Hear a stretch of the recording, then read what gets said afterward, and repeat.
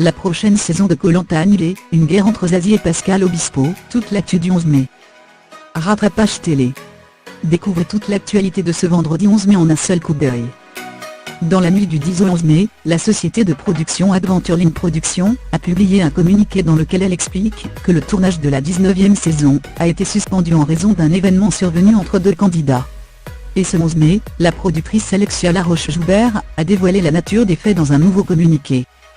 Dans la nuit du 4e au 5e jour de tournage, une concurrente a fait état de faits susceptibles de relever d'une agression sexuelle, écrite-t-elle avant de préciser que ces faits sont formellement contestés par le concurrent concerné. Selon LCI, la victime présumée de 21 ans, dormait seule et hors caméra, lorsqu'un autre aventurier aurait alors tenté de la violer. Pascal Obispo et Zazie seraient-ils en guerre?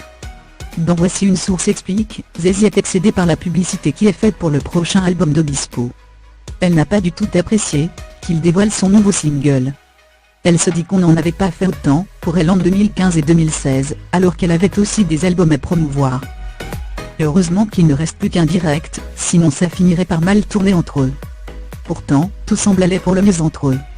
Ce jeudi 10 mai lors d'un dîner, Zazie et Pascal Obispo étaient tous sourires assis l'un à côté de l'autre.